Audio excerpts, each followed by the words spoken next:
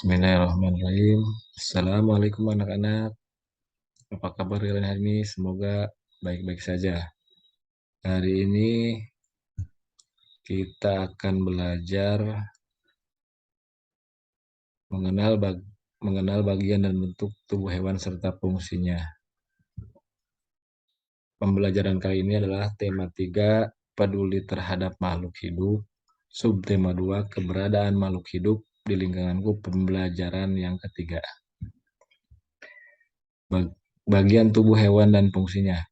Hewan memiliki bagian tubuh yang memiliki fungsi masing-masing. Bagian-bagian tubuh hewan antara lain kepala, sayap, mata, kaki, paruh, dan sebagainya. Beberapa jenis hewan sebagian memiliki bagian tubuh yang sama, namun ada juga beberapa hewan yang memiliki bagian tubuh yang berbeda dengan hewan yang lainnya, misalnya pada kucing dan burung. Perbedaan terdapat pada alat untuk bergerak.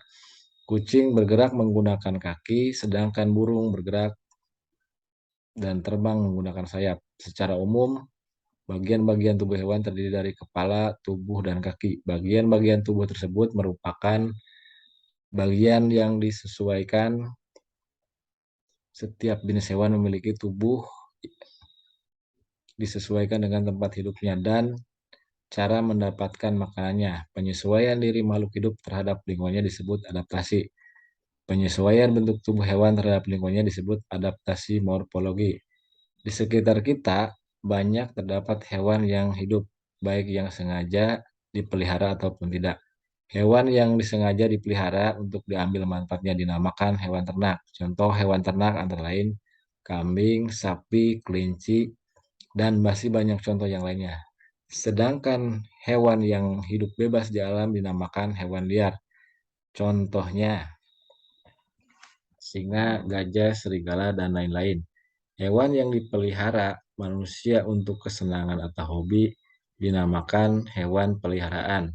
Contoh hewan peliharaan adalah berbagai jenis burung dan iguana.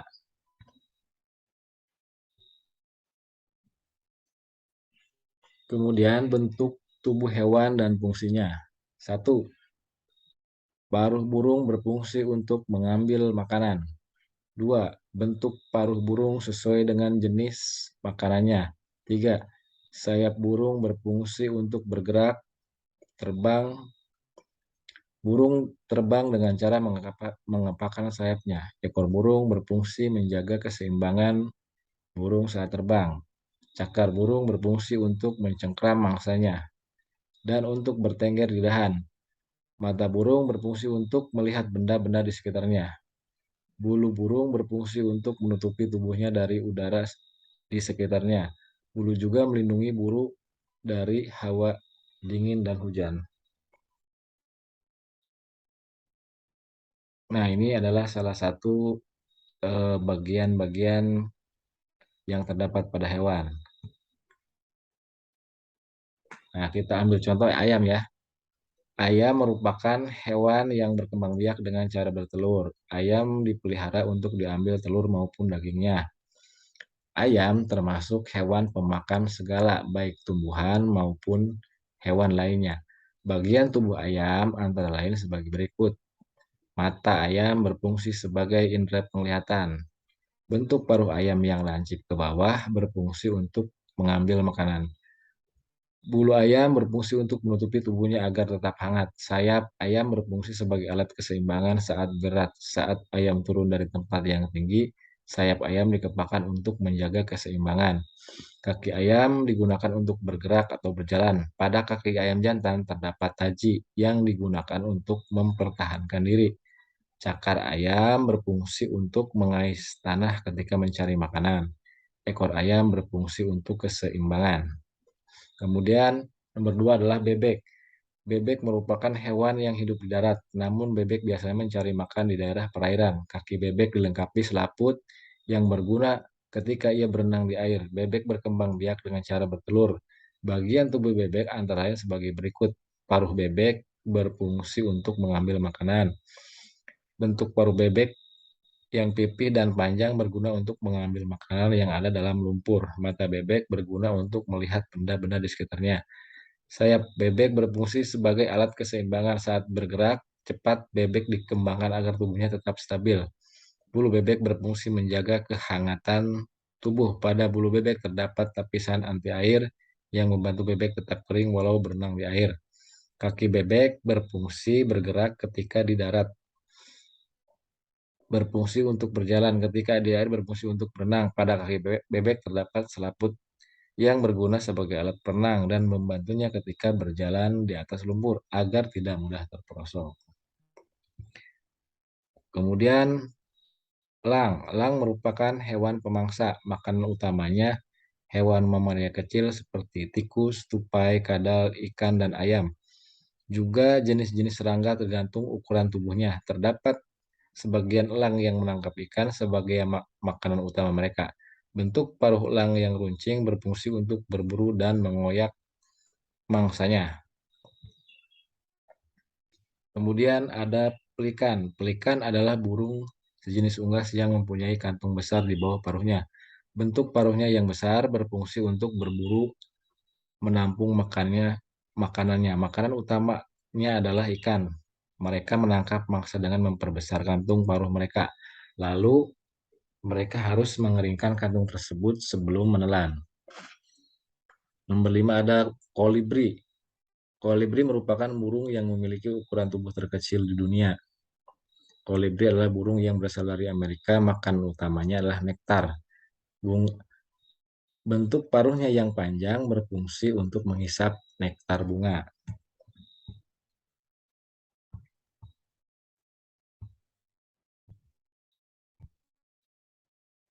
Nah, kita akan bedakan bentuk tubuh hewan. Misalkan kita ambil contoh dari unggas. Perbedaan bentuk tubuh unggas dapat dilihat dari bentuk paruh dan kakinya. Bentuk paruh ayam. Paruh ayam lancip ke bawah berfungsi untuk mematuk makanan yang berupa biji-bijian. Kemudian paruh bebek berfungsi untuk mencari makanan di tempat yang berair atau lumpur. Selain itu, bebek juga mempunyai bentuk kaki yang berselaput, di mana ketika di air dia akan menjadi seorang perenang atau tidak mudah terperosok di dalam lumpur. Nomor 3, paruh elang. Fungsi paruh elang yaitu untuk mengoyak dan mencabik-cabik daging mangsanya. Kemudian ada burung pelikan. Paruh burung pelikan berfungsi untuk menangkap ikan berupa mangsanya berupa ikan.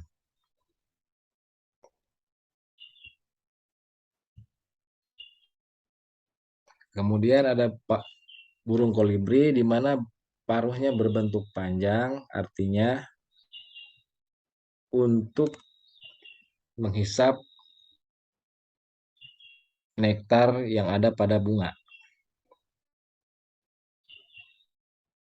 Bentuk kaki pada unggas pada kaki bebek memudahkan bebek saat berenang dan berjalan di tempat yang berlumpur sehingga tidak tenggelam. Kemudian kaki elang berfungsi untuk menangkap dan mencengkram mangsanya. Nah, sekarang kalian akan mengerjakan tugas. Pilihlah satu hewan yang kalian sukai dan dianggap mudah. Berilah keterangan bagian tubuh dan fungsinya. Gunakanlah kertas karton, spidol, penggaris, warnailah gambar tersebut supaya terlihat menarik. Kemudian beri keterangan bagian tubuh hewan dan fungsinya. Nanti dikerjakan pada LKPD. Sekian dulu ya. Assalamualaikum warahmatullahi wabarakatuh.